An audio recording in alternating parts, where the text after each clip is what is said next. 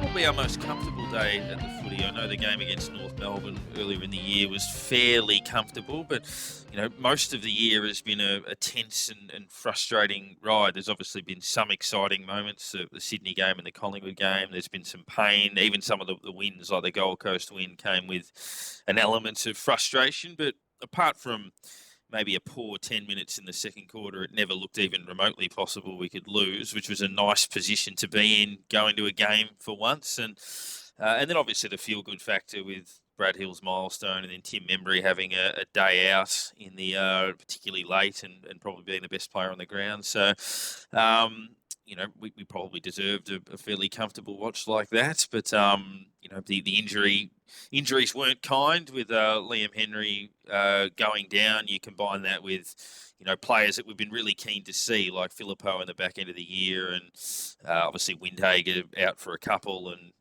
obviously Big Max, you were obviously keen to see him get a bit of a run as well. But we play Essendon, and so many times we've probably looked in recent years and thought that an Essendon game was the one that derailed our season. And I think this year was very much that back in round 3. And if we beat them on Saturday, they're cooked. So it would be a nice way to deliver one back to them, if at all possible. But H, I'll welcome you in. Pretty comfortable day on Saturday, which was a nice change. Yeah, I've sort of looked at it as it was kind of the boxer, just circling and dropping a punch every now and then, and just landing a couple early ones, not really hurting them too much, but taking everything that they were taking, but then coming out to the round 9 and 10 and flooring them twice. It was nice to actually put a team away. We just have not done it. Usually in that situation, we get out by 45, 50 points and then concede the last 4 goals of the game and win by 3-4 goals. It's quite often what we do, and we walk away a bit disappointed, thinking, well, why can't we put a team away? And we've finally done that. It's good to see us finally run out a game and win a last quarter by a large margin when we've been in control for most of the time. So it's good to finally put the foot down and finish the team off. So it's clearly there. We're clearly able to do it. So we get in that situation again. Let's just hope we can roll on and keep going like that, because it's, if we're in the situation where, we're in a better situation at the moment, when just winning those couple of extra games we could have, percentage would come into it, and that's the sort of win that gets you back into the competitive position towards the end of a season. So that's the sort of wins that we want to see the team put together every now and then.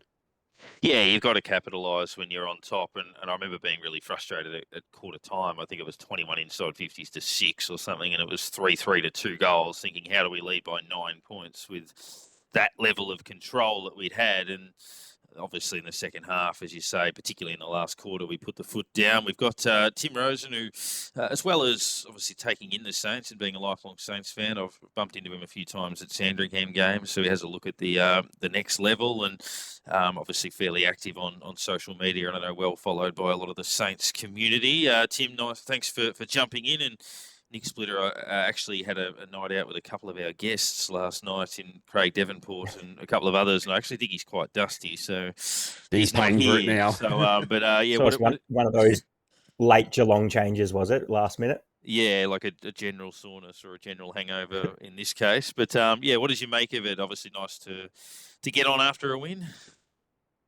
Yeah, look, I said I'd only come on the show if we won by 70 plus, and it's the first time we've done that since you guys kicked off the podcast. So I think it's our biggest win in about 7 years. I think it was Hawthorn in 2017 was the last time we won by 70 plus. So nice to actually have a comfortable day at the footy without usually we score 70 rather than winning by 70. Yeah, that's a fair point, actually. And ticking off 100 points, which seems rare. Obviously, I know we got the 100 against Brisbane in a loss, but and it'll probably be discussed a little bit as we go on. But what did you make of Tim Membry's game? Is it a sign that there's still life left in him? Was it a final fling? Was it what did you make of it? Yeah, look, it was good to see because I think someone like Tim Membry, you can never question the effort that he puts in every week. So he kind of deserved another game like that, even if it is going to be his final year on our list. I'm still not convinced that it says much about his future at the club or even in the AFL. I think we need to see that at least 2 or 3 more times in the final month of the season to start thinking about contract extensions and where we're at going forward. But yeah, a player like Tim deserves that. He has put up with a number of really tough years at St Kilda, and he deserves a few performances like that, and might have been his best one ever in the red, white, and black. It's certainly in the top couple. Yeah, look, he's been a fantastic player, Tim, and you hope that he goes out on his terms, and look, hopefully he puts a great month together, and closing in on 300 career goals, and forces their hand to pick him for next year. We know that guys like Seb Ross in particular probably coming towards the end. Brad Crouch may have activated the trigger for next year, but he's got a significant issue with that knee. So yeah, and then where does it leave a few of the others? But obviously you can't fall into a position of Melbourne a few years ago and get rid of all of your experienced players at the same time. But H, how do you sort of see Membry? Obviously it was a celebration of how good he can be, but are you confident there's some life left there?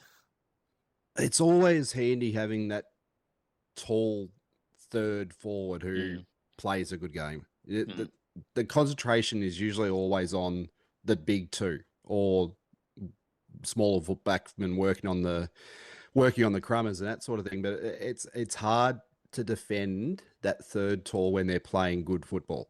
They can be the hardest one to match up on, and that's basically what happened. He found a weakness in their defense and basically goes, I'm going to take this game.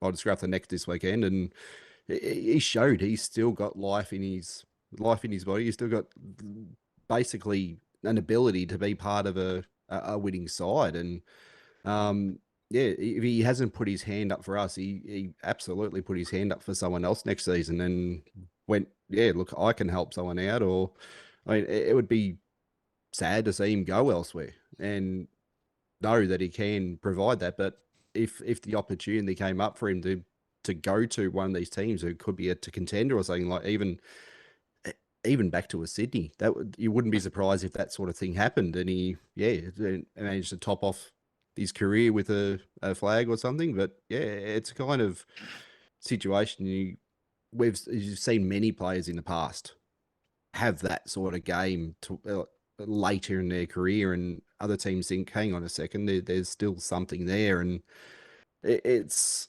great to see it happen. And hopefully he can finish the year off strong. And it's clearly an interrupted pre-season. It's been a little interrupted during the season, but yeah, come good at the right time of the year, and you pretty much basically say, yeah, okay, I'll take something next year, and there'll be no issues there at all. Probably the one biggest concerning sign for Membry this year had been his hands. It looked like he'd had concrete hands at times, which was the biggest sign that he was in decline. But at least he was holding everything this week, and if he gets that back, I mean, he's a pretty good kick for goal. He's got good forward craft. So, you talk about cricket with a batsman losing their eye or whatever it may be as they get a bit older. For Membry, it felt like it was his hands. But hopefully that's something to come, and he can, mentor Sharman and Owens and those sorts of players who did a little bit as well. But Zach Jones, probably the other veteran. We were talking about players whose careers might end. That's the best game he's played in quite a while. I'm actually one of very few people that actually thought he was okay against the Crows the week before. He made one or two mistakes, but I didn't think he was hopeless. But Tim, what did you make of Zach? I mean, we sense it's probably the last year for him, but it was a good game. Yeah, look, that's probably Zach's level, though. The wet conditions against the Crows sort of makes it a little bit of a scrappier, effort-based game, and Zach is always super intense at the contest. There's no questioning his intensity around the ball and even at the opposition. The biggest issue he's had is clean hands, first option, making the right decisions. And when you've got no pressure on you, like there wasn't on the weekend, and even at VFL level, it gives you that extra second to, second guess yourself and still get away with it. And I think that's been Zach's biggest issue, is he often puts his teammate in a worse position. But it was clearly his best game for the season.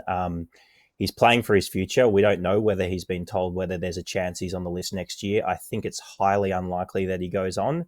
But once again, he's a guy that gives 100% effort. So as much as he's frustrating sometimes with the way that he plays, I still have a soft spot for those guys that give 100% when you see some sort of choose 50-50 when they want to go in other games.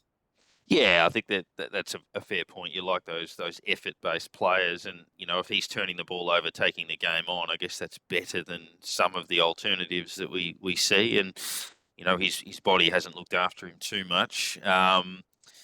The other ones we'll discuss a little bit later on, but obviously I was frustrated when they named Garcia sub, but obviously came on and did a little bit. I mean, I was in the end hoping that maybe Jones would have been sub and Garcia play, but obviously they were vindicated with Jones getting 26 and having a major influence. But if Garcia is to stay in the side, obviously, hopefully we see him get a little bit of a run at it, and we'll discuss some of that Sandringham form in a moment. The votes out of that game. So for the 10 that I split across, I gave one to 3 players. I gave Zach Jones 1 vote. I gave 1 vote to Rowan Marshall, who played another terrific game. He was a little bit unlucky not to get more than that. Another 26 possessions and controlled the airways. Obviously went forward again, didn't hit the scoreboard, but was influential. I gave a vote to Mason Wood, who I think it was described well on Twitter that he had a nearly game up until 3/4 time, but he had 7 shots.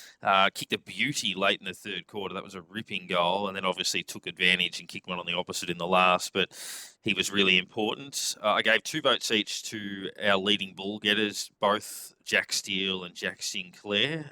Jack Sinclair, all class, and Jack Steele was the best of the inside mids in the game, and then 3 votes to Tim Membry, who was the best player on the ground with 23 possessions, 10 marks, and 5 goals. H, how was your 10? Very, very similar. Very similar. It was I could have given more to a few players outside of that, but I pretty much got the 10th and went, oh, I'm stuck now. So 1 to Wood, as you're explaining there, like he's got back to that almost consistent player that we had last year, and just week in, week out, you know what you're going to get from him. 1 to Naz, he's just clean. It's just so clean, and that's the kind of game that's going to, I guess, pick his confidence up again, and just think that his ability to run and to pick out targets, and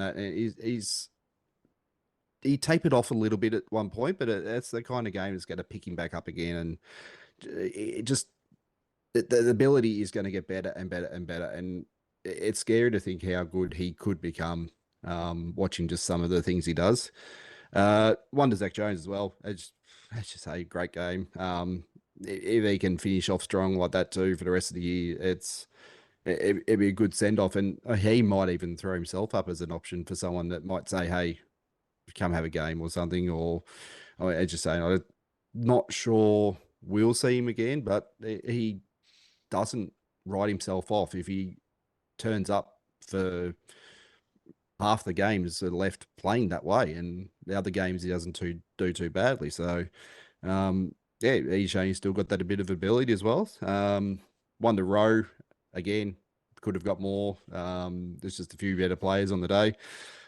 I had to, between the 2 Jacks, I had to split. One was going to get 1, one's going to get 2, and I ended up with Sinclair with 1.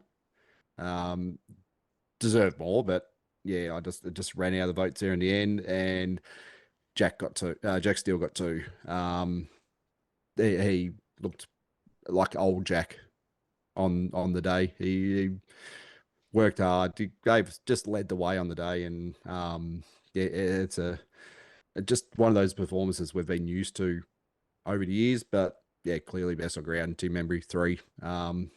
Just it might have been a little bit of beating up on a team who was down, but as I said, that's normally when we can drop off, and just he basically took the game, made it his own in that last quarter, and even in other parts of the game he was showing what he used to be, and the way he used to play and dominate games earlier in his career, and it was a vintage performance from him.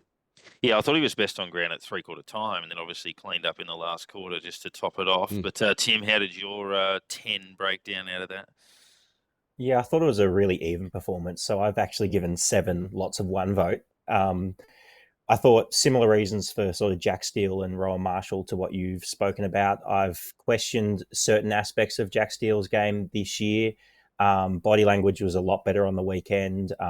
Looked to find the ball a little bit more rather than being second to the ball and tackling as a primary objective. And then Rowan seems to just be a 1 vote every week kind of guy. He just doesn't have many bad games. He's probably been beaten maybe twice for the season, maybe 3 times. So pretty safe 1 vote every week or more for Rowan.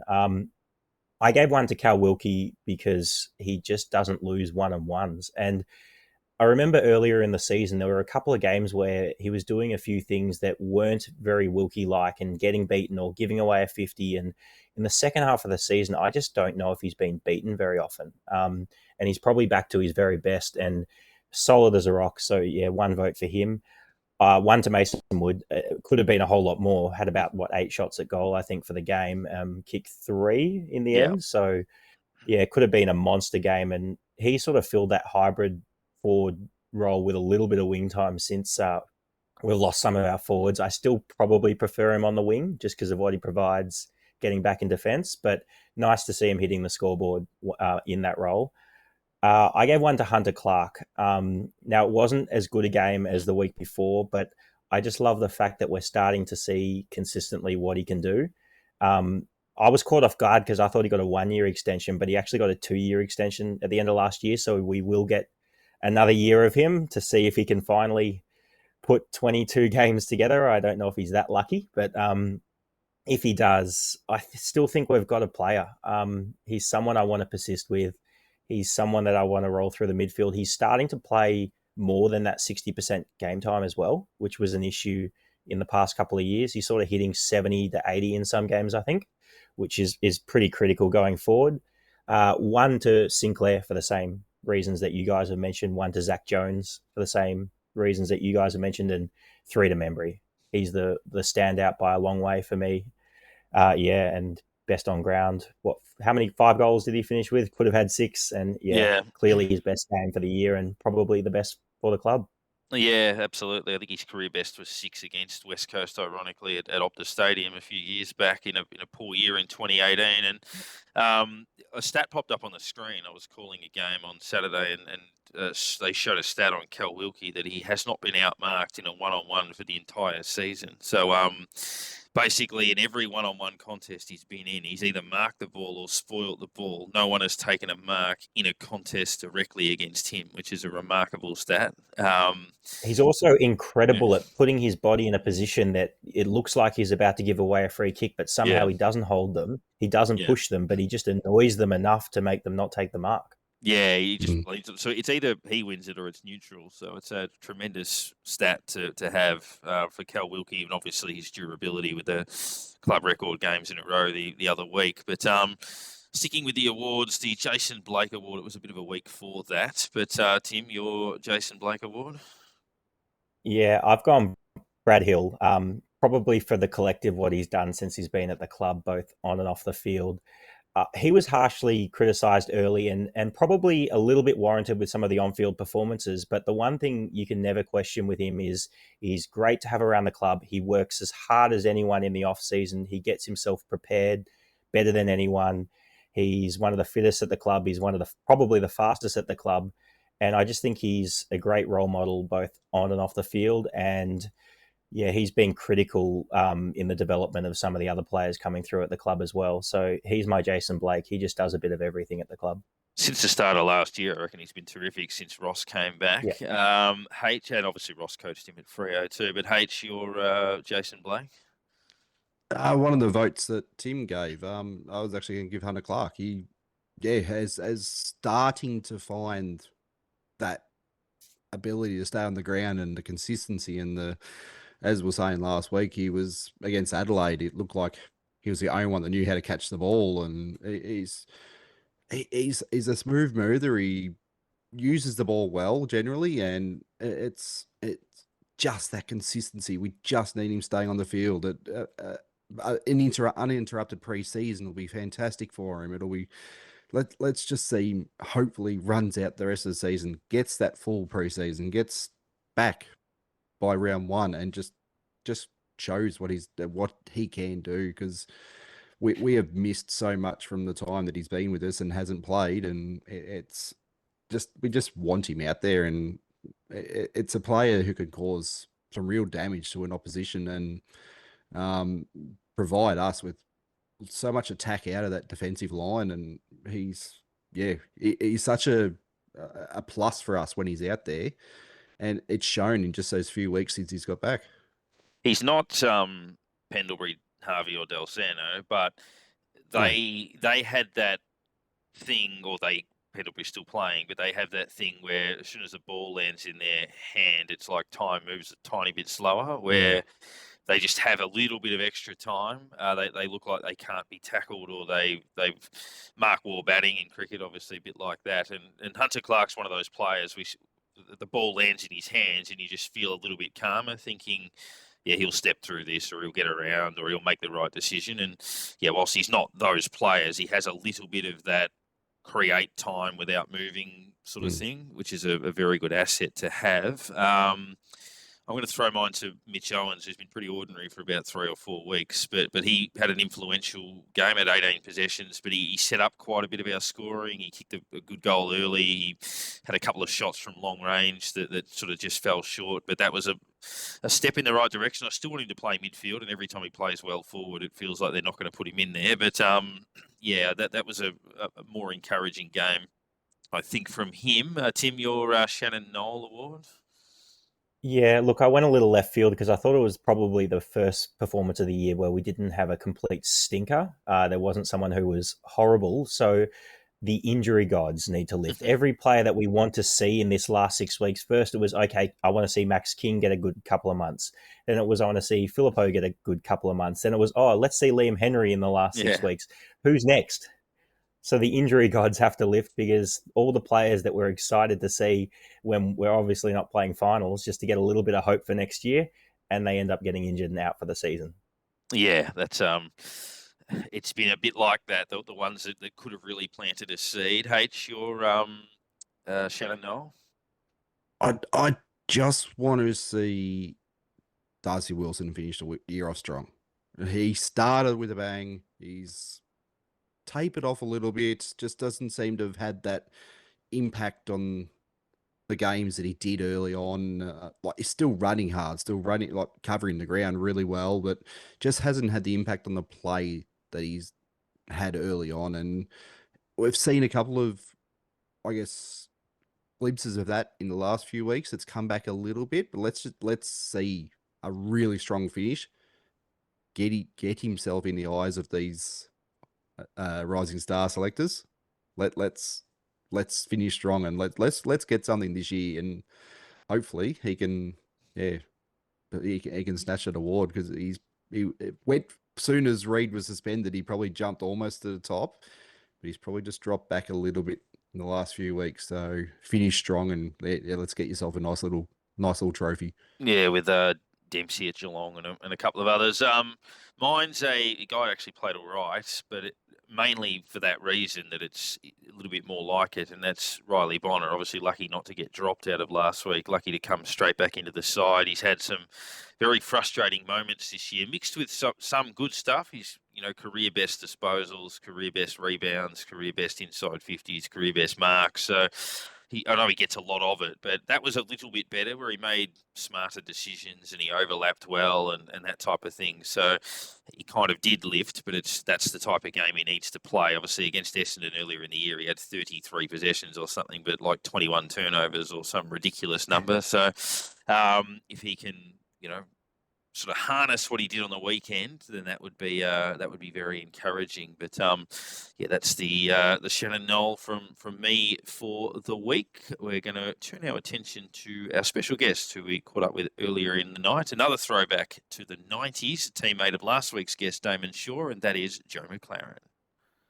Well, our next special guest, similar era to last week's chat with Damon Shaw, there was a little crossover here. It is Joe Mclaren, came across at the end of 1995 from the Geelong Falcons, picked 22 in the draft, made an immediate impact during St Kilda's bold run to the ANZ Cup in 96, and spent a number of years at the club before venturing across to North Melbourne. There's obviously been a fair bit of a player exchange in the last couple of decades between St Kilda and North. Nick Del Sano, obviously Mason Wood back the other way as well. But Joe, thank you very much for joining us. No worries. Thank you for having me on, guys.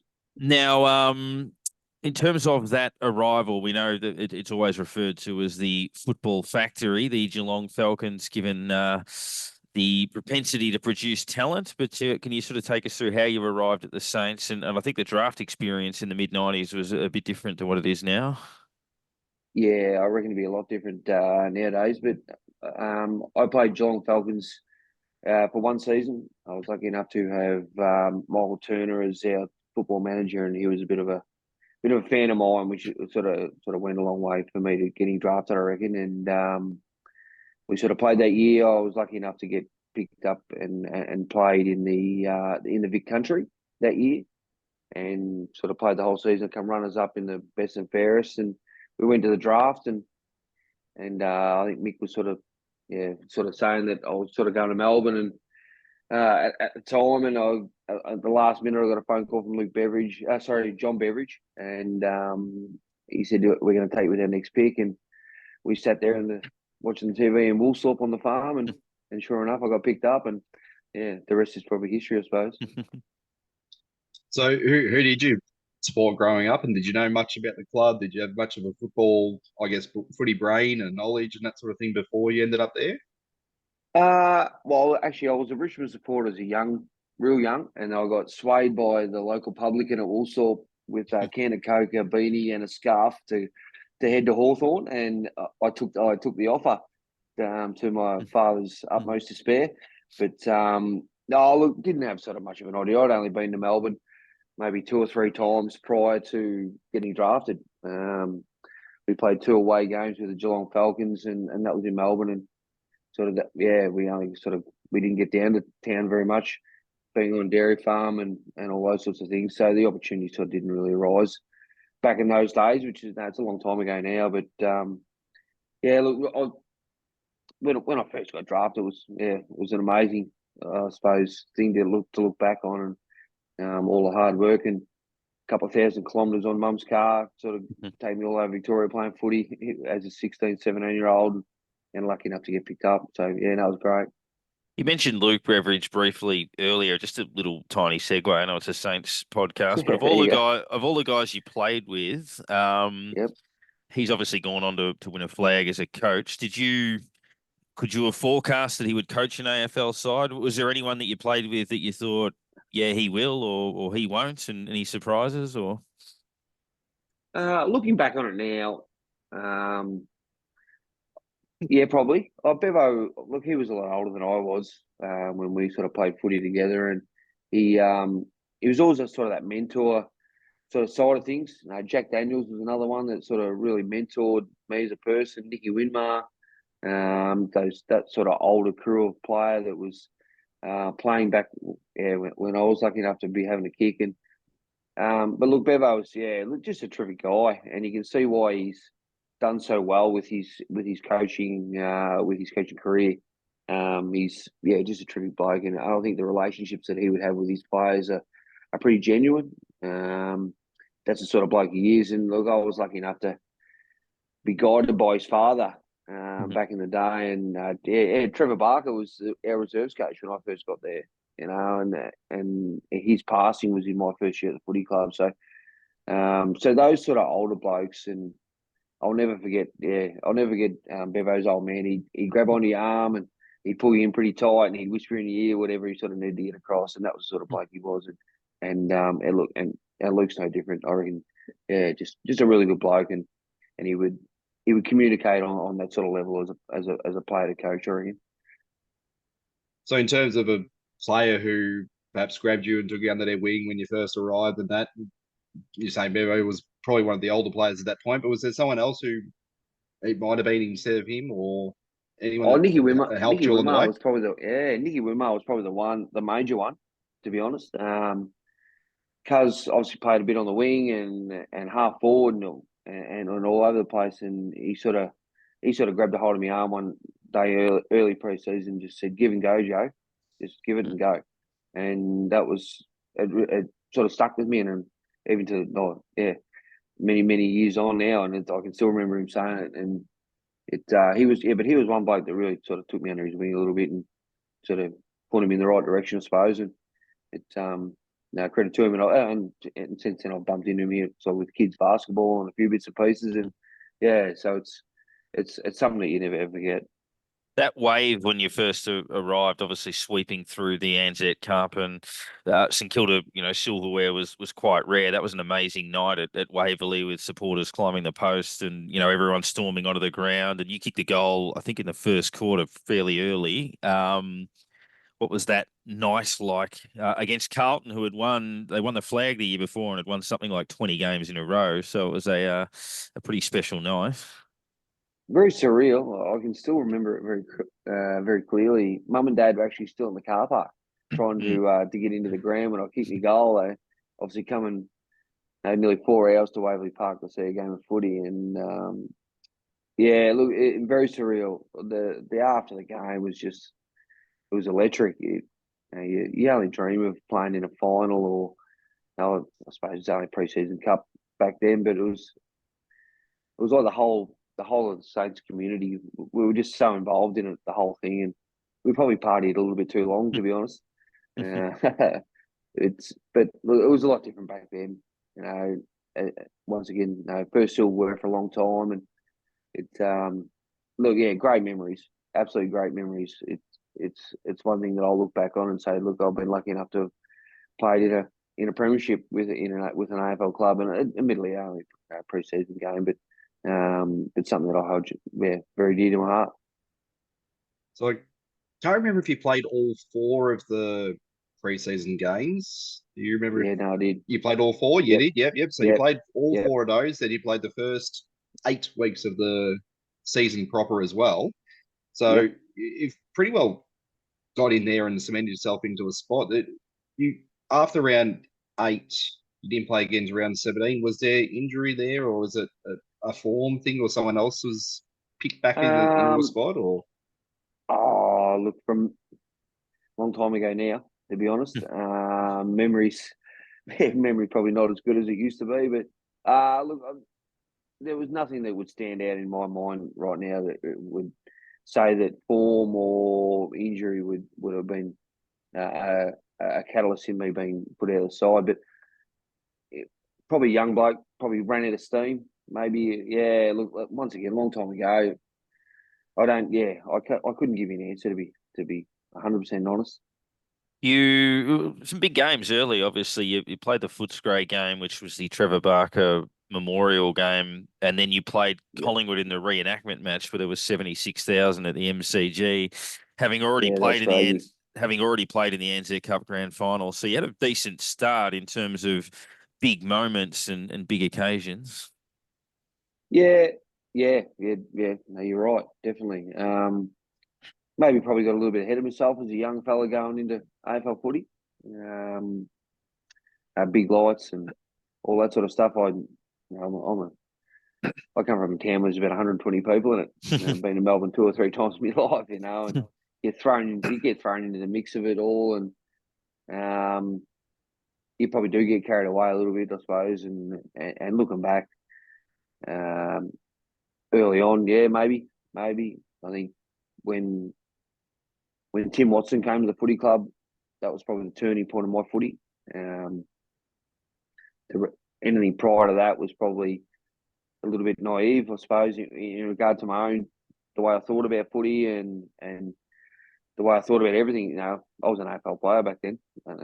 You come from a little country town and you get put into an AFL system, and I suppose maybe get too big for your own boots. But Tim Watson was probably the one that really sort of knuckled me down a little bit and showed me what was required and what it took to become I suppose, a serviceable footballer. So we've already mentioned Luke Beveridge. He wore 27, you wore 26. On the other side, you would have had Big Barry Hall. How was sharing a locker next to him? There's a few interesting moments there with him, or Nah, he was good pretty man, Big good at. Bazza. Yeah, no, he's a good fellow. We obviously got drafted in the same draft. So when myself and Bazza sort of got together, and Ryan Grinter was another one that came from Geelong Falcons, and um, Daniel Healy got drafted out of South Australia in the same draft, and it might have been two others came in on drafted out of or picked up off other AFL lists from memory. But once again, a long time ago. But no, look, Barry's a good man. Yeah, I take my hat off to him what he's done with his footy career. Just outstanding. And he's had some critics over his footy career and now his boxing and everything else he's been doing. But what an achievement that he's been able to do over his a lifetime of footy and boxing. Now he's on pay-per-view TV only 2 weeks ago. He's men's mental health and just the stuff he does for the community and knowing his family. I take my hat off to him. So it was very entertaining as a young bloke when you're 18 years old and you got a bloke who's 6'2" and I just stood behind him and just followed him around, to be honest. We'll chat about that. The good point on Tim Watson very shortly, but you mentioned competition earlier with Nicky Winmar being a wingman. Aussie Jones was another one who was a very young player, but was coming through as a wingman at that same stage. There were those other quick youngsters like Tony Brown and Joel Smith and those sorts of players. So I imagine there was a bit of competition on for those spots as a wing/half forward with some of those guys there. Yeah, definitely. So Daniel Healy getting drafted out of South Australia, I think he might have been pick 2 that year. Hawley was 1. Daniel was 2, and I reckon I might have been 3 from memory. And we were both sort of picked as wingmen. So look, that's the competitive nature of the game. I suppose you just did your best and hope like hell you got a kick in a practice match and look forward to the future. And I think from memory, I think Daniel might have hurt himself early on in the pre-season from memory, and I was probably lucky enough to just be the next one in line, I suppose. And we got into the pre-season games, got a couple of kicks, and away we went from there. And we were lucky enough to play in that NZ Cup flag. And it was once again it was something I'll never ever forget. So the opportunities were probably there. I was just in the right spot at the right time. So 97, we obviously had the great run leading up to the finals. You only came in the first 2 rounds of that season. How was it watching on from the side while that run was happening? There's a bit of a feeling of I'm not going to break into this team. I'm doing everything I can. It's just a bit tough because when you look forward after that, you end up playing a lot of matches. But was that team that we had in that year just way too hard to break into as a group? Well, for a second-year player, I suppose it probably was. Looking back, look, I played a couple of games at the start of the year, as you said, and I was I played some pretty good footy in the twos, leading sort of into the second or into the later half of the year, and I was really close. I remember Stan sort of came and said, you're in the mix. Sort of leading into the finals and played a bit of footy, and from memory, I reckon we might have had there was an injury, and there was a few towards the end of the year there. There was a Matthew few Young, Joel Smith, on the back end of that season, and they went. It sort of came down to myself and Lockie Neal. I think they sort of go into that first final, and they went with Lockie in the ends. And look, a second-year player versus maybe a third, fourth. No, I'm not too sure where Lockie was at the time right now in his career, but he was picked ahead of me, and unfortunately, LA were probably too good on the day to get the carrot. So it's just one of those things. Look, the opportunity, I was close, didn't quite get the nod, and we rolled into the season after, and away we went. Yeah, a scratcher obviously coming in for that final. Matthew Young Yeah, played the prelim and then just had some yep. hamstring tightness, I think. You touched on the Tim Watson arrival. Obviously, the Stanell sacking was somewhat controversial at the time, and maybe unexpected outside. But what was the main message from Tim that saw you have easily your best season in '99?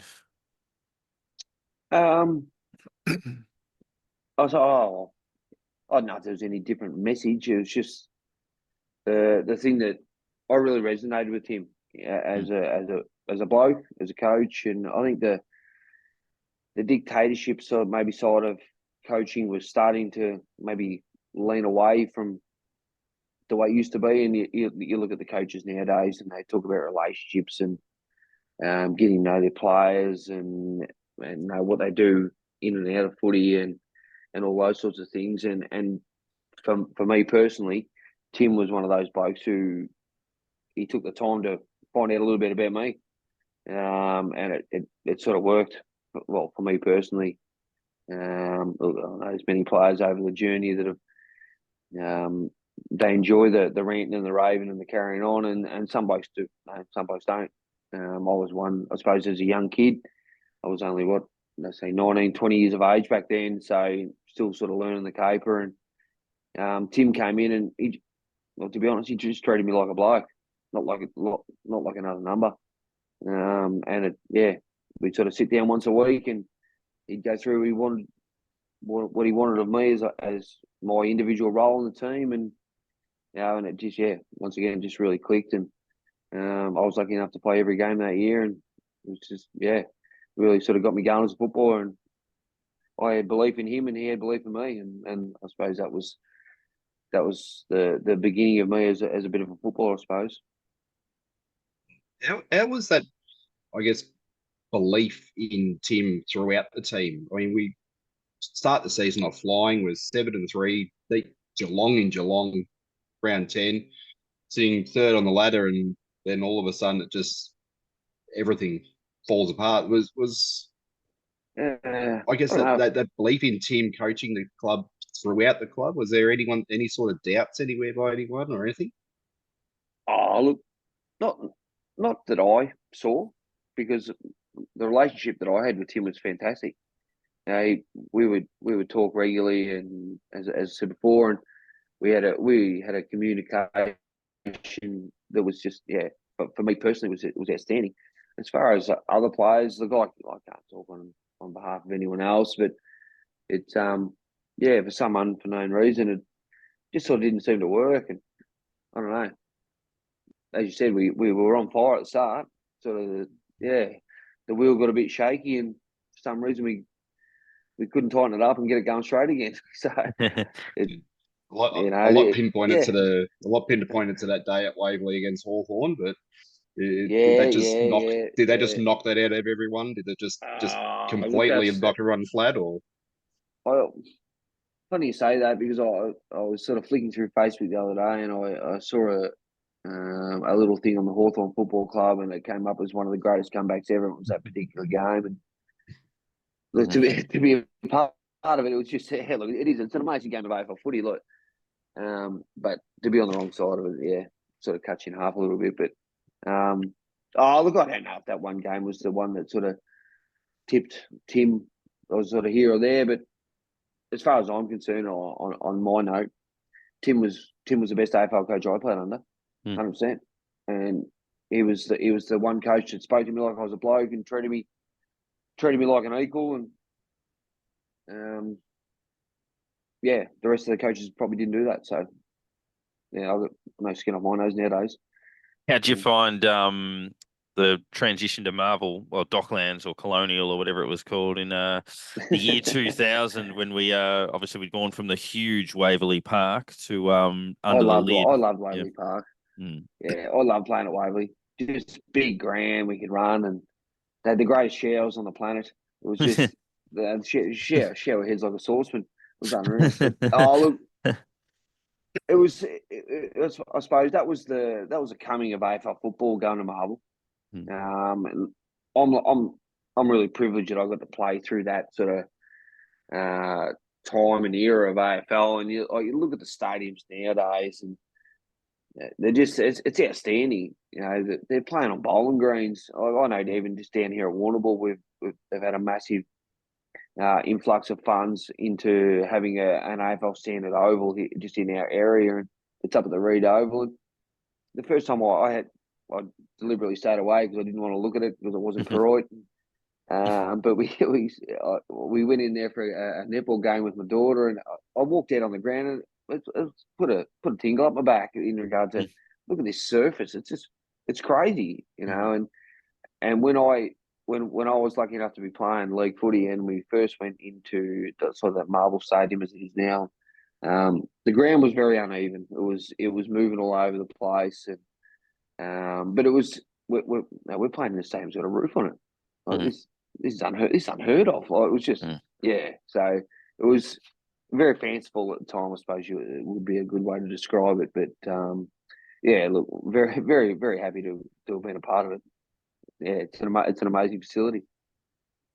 I'm trying to remember, I think it was Hutchie that dubbed it Death Valley or something along those lines. Just how sandy it was and all that sort of thing. But did that make you change the way you played yourself?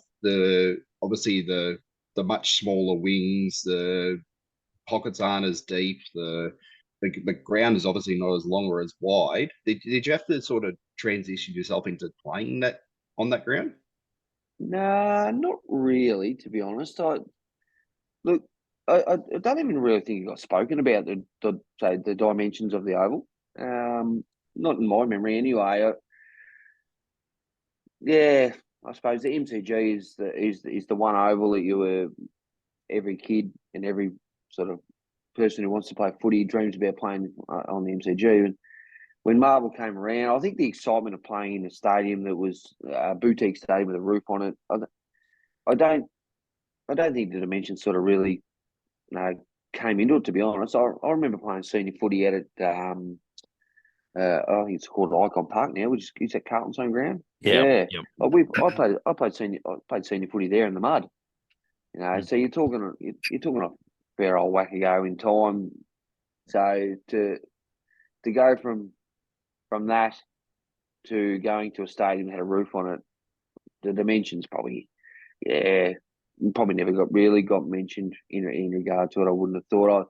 I do remember training at down at Moorabbin one day, and we were playing Geelong at Geelong, and the Witches hats were down the wings because the Moorabbin Oval was wider than Geelong, but not as far as going to that new stadium. I don't think we sort of had much conversation in regard to once again the dimensions.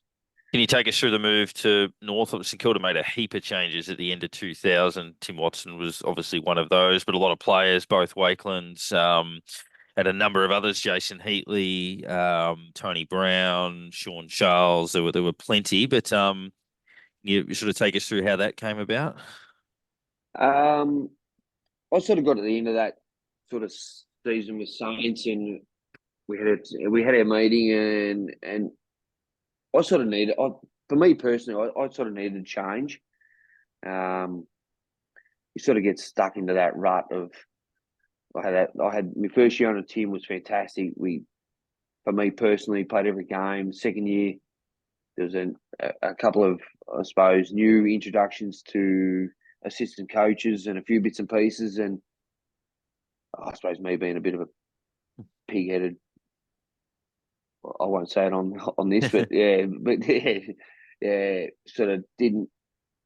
If I had my time again, I'd probably change the way I went about it a little bit. But I saw an opportunity, spoke with the management group, and there was a couple of clubs sort of interested in having my services, so we just sort of threw it out there, and I got a phone call from Dan, my manager, and he said, "Righto, North Melbourne's they want to have a crack at you, and if we're Matty kept you on," I said, "Righto, let's have a crack," and that was sort of how it went.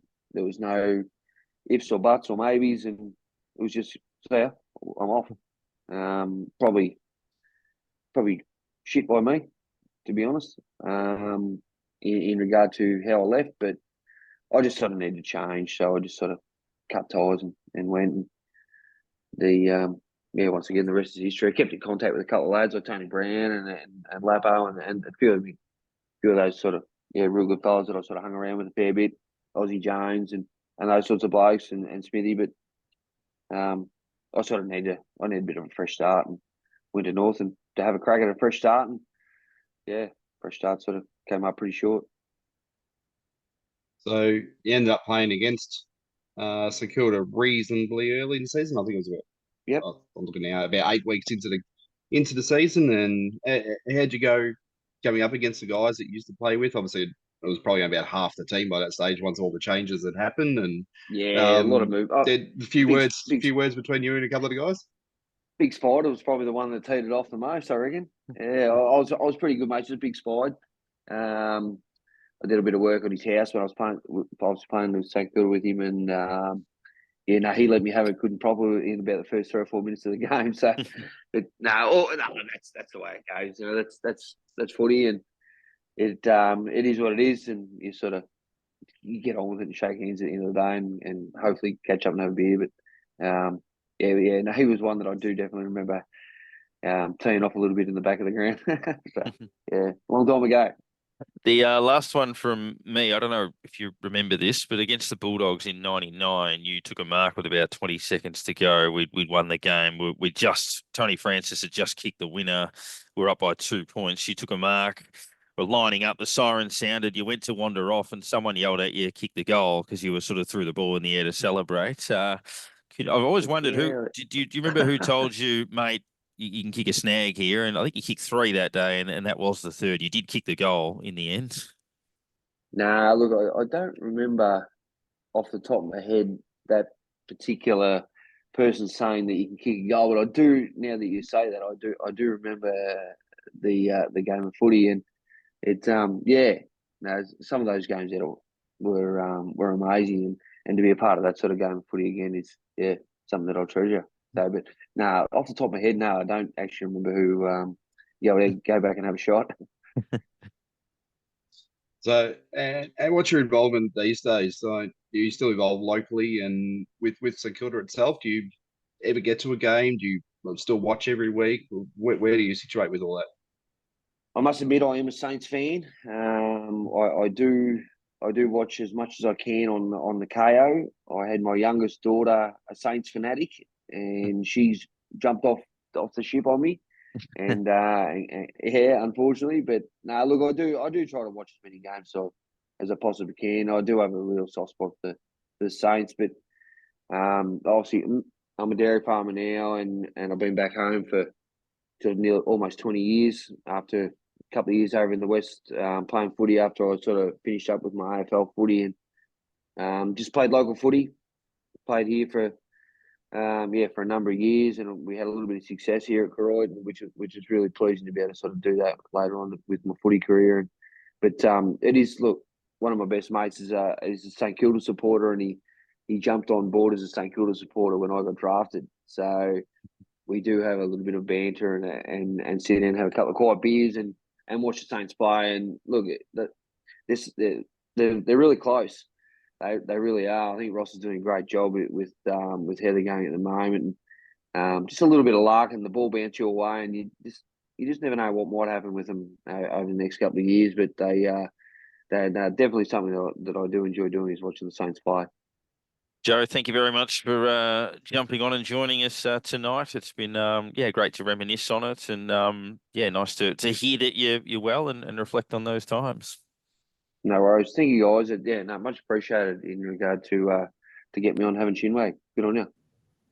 Well, that was Joe Mclaren. You'll notice in that interview that he obviously said Lachie Neale. He meant Robert Neale for the grand final, but that's an easy mistake to make, given obviously Lachie's prowess in the game these days. But we turn our attention to the Bombers. Obviously, the injury lists are a bit of a contrast. I was just having a look at theirs. They're largely at full strength. If Parrish gets up, he might not, but he's facing a fitness test. If he plays, it's probably only like a Mac Guelphy or something like that that's, around their best 22 that's not in the side. And the key for us is obviously a lot of the guys that we would look at as potential, X factors. Like we beat Sydney on the back of Philippou and Henry. They both won't be there. Windhager could have gone with someone, and he's not there. And obviously Max King didn't play against Essendon last time, and that was costly. So we obviously debate whether Caminiti plays and whether he plays forward or back, given he was close last week. And,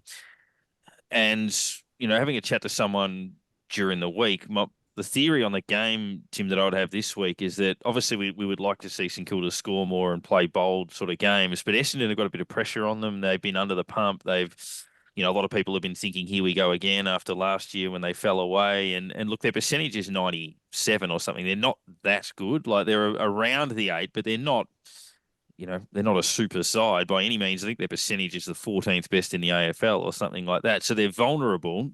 I wouldn't mind this game being a grind and an arm wrestle, and we try to see if we can make them nervous. You stay close as long as you possibly can and just see if they get a little bit worried. Yeah, look, it's hard sort of thinking about what the win will cost us in terms of draft picks, because you just never want to lose to Essendon. So yeah, that's right. It's impossible to barrack for a loss this week, even if you do want us to get pick 4. So look, I think they're vulnerable as well. If you look at their only win lately, it's against a Collingwood team that's barely going at the moment because of their injury list. I think they're struggling. I think they're gettable, but unfortunately, we're just probably one or two weapons short of being able to beat them. And I think the only way that we can beat them is that grind. Like you've said, we're not going to win a shootout without Henry, without King, without Philippou. So I think we're going to see a 70-60 result either way. So be prepared for that, Saints fans. I think it's going to be a little less free-flowing than we've seen in a few games lately from St Kilda. I still think even in those grind games, we try to move the ball quickly. We often just fail with that last little connection piece inside 50, which Cooper Sharman's actually helped that a little bit. He presents hard at the ball. He's very different to Max King. Actually, I think when Max plays his best, he's further up the field and actually presenting a little bit more with someone deep behind him, be it Jack Hayes when he was in, or Cooper when he's in, or even Membry if he's up and going. I think that dynamic sort of works better. And a lot of people might confuse that for us being better without Max inside forward 50. I think we just play differently, which actually suits us. So I think when Max is playing that role up the field, we are still a far better team. In terms of personnel, I just don't know how Caminiti comes in, because which forward are you taking out? And he's certainly not playing back with the way that Howard, Wilkie and Battle have sort of gelled in the last couple of weeks, in my opinion. I can only see one change, which is Paddy Dow coming in. For Henry, yeah. Yeah. And then it comes down to that sort of sub-debate. Dow was obviously very good for Sandy. I think Seb Ross got a bit of it as well. And Isaac Keeler was the match winner, obviously, that would be bold for the similar reasons with Caminiti, and that there's not an obvious need to make that change. But good that he stood up against the top side in the comp in the VFL and won the game for his team. Yeah, I mean, it's a decent victory when you consider the way they're traveling okay down there. They're going okay. They're obviously losing a couple of players as we lose players into the seniors, so it becomes harder for them to win week after week. But then, go out and beat one of the even though independent teams that quite often can be better because they're more structured. They know exactly who's playing every week. They basically field a team of their own, and they've been played some very good football. So grab a win against them gives those younger guys some good confidence. And if one of them does get picked to jump up this week, and they go in with that confidence, knowing that I've played in a team that's beaten a good team in that level. And it's, as we're saying though, it doesn't seem much reason to make many changes, if any, or just the one, obviously. But does Dow come in? Does he fit that role as being a sub, or does he someone who goes straight into a side? Like, you want to see Garcia maybe getting as much game time as possible after serving as sub last week. Is there someone else we go, hey, okay, let's throw them on to the sub for a bit, like a Butler or a Higgins or something like that, just to just to say, well, we want to play these younger kids, and yeah, it's a position that we've got a lot of small forwards. We've got a lot of players who can play those positions. Do we want to say to some of them, okay, there's players coming through, you're going to have to play good football to keep that position, and it's maybe if you look at last week, obviously it's probably Higgins who's behind Butler after that game, but Butler's probably been behind Higgins for most of this season. So you think, well, okay, Butler's probably the first choice in that situation. But it's a tough one to sort of go. Oh, Garcia, here you go. He's the best again. He probably deserves to start, and if he's quiet, then he's the one that gets taken off later on to give him the opportunity. It's Ross may have been the option to do that, but obviously he's gone out and injured himself, and it's it's going to be even with all these players, I guess, out, it's still a few tough decisions to be made this week, and players fighting for these positions as the season gets to the end, and they've got to start putting their hand up and making a name for himself for the rest of the year to get those favourable contracts ever who's fighting for them and a position in pretty well the starting side for next year. Before we sign off, Tim, watching VFL, any other potential debutants before the end of the season? Obviously, Matt Allison kicked 5 last week, kicked 4 behinds this week, but had 18 possessions and was still solid. Ollie Hotton's had his moments. Isaac Keeler we just spoke about. Any others that you could see, or are you confident that those players could potentially get a look? I think of those ones, the only one we're going to potentially get a look at is Keeler. I just maybe an outside chance for Houghton. I just can't see Matty Allison getting a game ahead when he's competing with, well, if he plays down back, he's clearly not going to be ahead of Caminiti, Howard, Wilkie, Battle. And if he's playing forward, he's not going to get the opportunity before Keeler.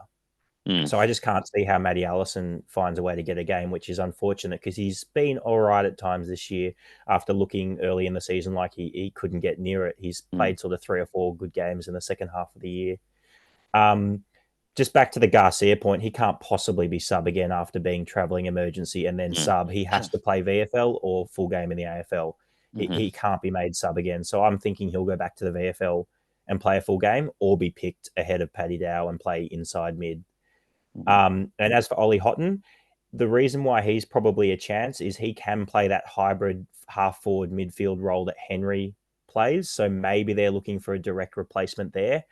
I think they're pretty happy with the Higgins-Butler combo because most weeks Higgins hits the scoreboard and Butler provides the pressure. Even though he's sort of been offensively down this year, Butler, the last 3 or 4 weeks he's got back to that tackling and that pressuring and that harassing that he was so good at in 2020 and in that finals run. So I can't see any changes for the rest of the season, barring injury, outside of maybe a Keeler getting a game just to have a look at him as that second forward and ruck, or Ollie Houghton if they go the direct replacement for Liam Henry with that hybrid half-forward midfield role.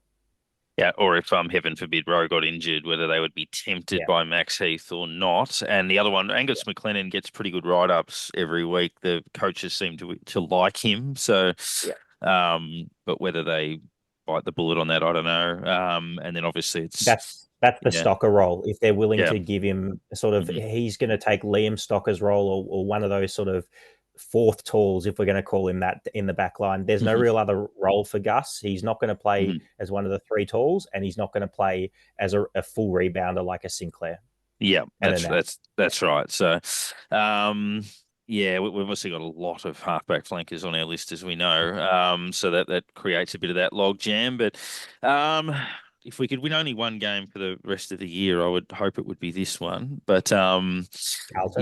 Yeah, well, potentially, but I'd actually probably take this one over that, to be honest. But we'll see what happens. Obviously, there are challenges in front of us, but the effort's been pretty good most weeks, and hopefully they get a bit of confidence with hitting the scoreboard heavily in that West Coast game, and midfielders getting their hands on it a bit. So, it'd be nice to return the favour. We haven't recovered from losing to Essendon in round 3, so hopefully they won't recover from this one either. But either way, Saturday twilight home game for the Saints, and we will do our best to enjoy it. But Tim, thanks for stepping in for Nick this week. No, anytime, guys, and hopefully Nick has dusted off the hangover by next week. Hopefully, might still be out with Craig Devonport talking about 1992. But go Saints for Saturday.